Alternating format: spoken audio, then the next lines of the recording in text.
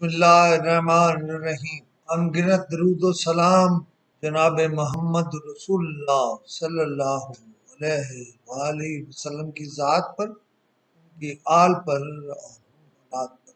ملک میں جو کچھ ہے وہ ایک نقطے کے گرد گھوم رہا ہے، اور وہ نقطہ ہے چیف آف آرمی اسٹاف۔ بحث یہ ہے کہ نیا چیف کون ہوگا، اور نئے چیف کے لیے ہمیشہ 3 لوگوں کے نام جاتے ہیں۔ ہمارے ہاں chairman joint chief of staff کا بھی فیصلہ ہونا ہے اور چیف آف آرمی اسٹاف کا۔ میں نے یہ لکھا کہ chief of army staff general Qamar Bajwa نہیں جا رہے، اور اس پر مجھے جن لوگوں کے فون آئے یا جن لوگوں نے مجھ سے بات کی، ان میں سے تقریباً 85% اس بات پر میرے ساتھ متفق تھے کہ آرمی چیف کہیں نہیں جا رہے۔ لیکن پھر میں نے ہی لکھا، مجھے کچھ لوگوں نے کہا کہ آپ یہ بات کہہ کر، دو ٹوک بات کہہ کر رستہ بند نہ کریں، کیونکہ جنرل باجوہ نے جی ایچ کیو میں بتایا کہ میں ایکسٹینشن نہیں لے رہا۔ لیکن میرا یہ بات اپنے کالم میں چھاپنا تھا کہ ایک طوفان برپا ہو۔ لوگوں نے کہا نہیں آپ پہلے ٹھیک تھے۔ میں نے کہا بھائی ایک دوسرا ورژن بھی ہے، مجھے میرے دوستوں نے تصحیح کی ہے، اور میں یہاں تک گیا ہوں اپنی تحریروں میں کہ جناب ساحر شمشاد جو چکوال ہی سے میرے علاقے سے، میرے لیے خوشی کی بات کہ وہ اگلے chairman joint chief of staff اور جنرل عاصم منیر جو کبھی آئی ایس آئی کے سربراہ ہوتے تھے اور جنہیں عمران خان نے ہٹایا تھا، بلکہ بجک جنبش قلم ہٹایا تھا، وہ آرمی کے سربراہ۔ آج صبح بلاول بھٹو نے کہا ہے کہ جو کچھ بھی ہونا ہے وہ میرٹ پر ہونا چاہیے۔ لیکن جب میں نے یہ کالم لکھا تو مجھے ریئیکشن جو آئے ان میں سے ایک ریئیکشن علامہ حافظ طاہر محمود اشرفی کا، اور دوسرا کل پرسوں میری ایک میٹنگ تھی جو مسلسل جاری ہے، اور اس میں شریک زیادہ تر لوگ امریکی تھے، یعنی پاکستانی امریکن۔ ان سب کا کہنا یہ ہے کہ انٹرنیشنل اسٹیبلشمنٹ ہر حال میں جنرل باجوہ کو چاہتی ہے، اور جتنا پیسہ آ رہا ہے سیلاب کی تباہ کاریوں کے نتیجے میں، وہ جنرل باجوہ کی ذاتی کوششوں کے نتیجے میں آ رہا ہے۔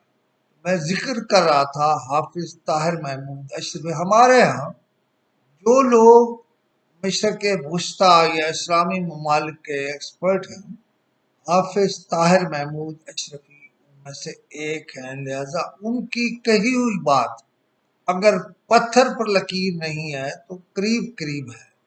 وہ یہ کہہ رہے ہیں جو انڈیویجولز عرب ممالک سے آ رہے ہیں، یا عرب ممالک جو کچھ مثلا سعودیہ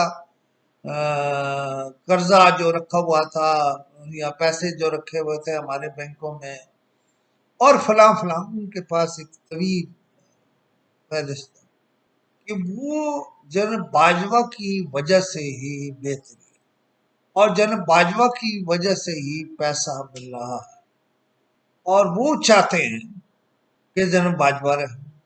اس میں صرف ایک نقطہ باقی، اور وہ یہ ہے کہ میری اطلاع کے مطابق جنرل باجوہ نے اپنے ساتھیوں یعنی میجر جنرل کے رینک تک کے لوگوں کو بتایا تھا کہ میں نے پہلی بھی جو ایکسٹینشن لی تھی وہ کوئی صائب عمل نہیں تھا، لیکن میں اسے اس طرح جسٹیفائی کرتا ہوں کہ جنرل باجوہ ان 2-4 لوگوں میں تھے جنہیں معلوم تھا کہ امریکہ افغانستان سے جا رہا ہے۔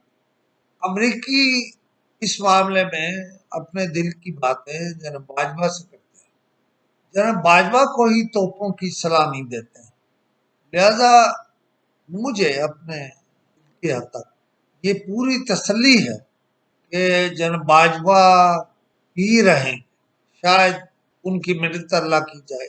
عمران خان بھی کہہ چکے ہیں کہ اگلے الیکشن تک مجھے جنرل باجوہ کے چیف رہنے میں کوئی اعتراض نہیں۔ سنتے ہیں کہ لندن سے میاں نواز شریف نے بھی کوئی ایسی ہی بات کی، لہذا جب اتفاق ہے جناب باجوہ صاحب کی شخصیت پر تو انہیں کیوں ہٹایا جائے گا؟ میرا خیال ہے انہیں راضی کر لیا جائے گا، اور پاکستان کی جو معاشی مالی حالت ہے، اگر جناب باجوہ چلے گئے تو شاید ایک بار پھر مسئلہ بن جائے۔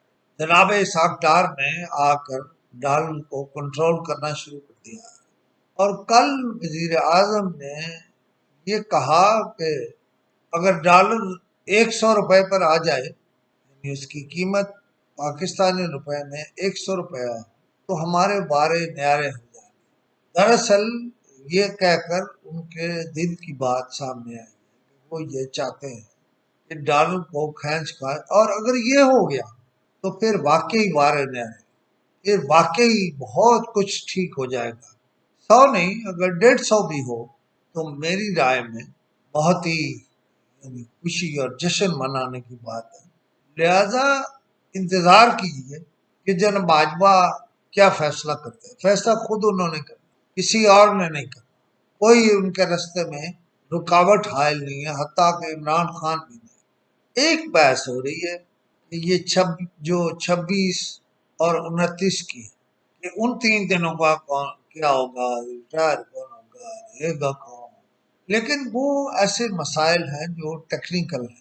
میں ان ٹیکنیکل معاملات میں الجھنا نہیں چاہتا، لیکن آپ کو صرف یہ بتانا چاہتا ہوں کہ اس وقت مین ہو میٹر والے یا ملک کے ذمہ دار اس بات پر متفق ہیں کہ جناب باجوہ کو ہی کیا ہوتا ہے اس کا فیصلہ خود جنرل کریں۔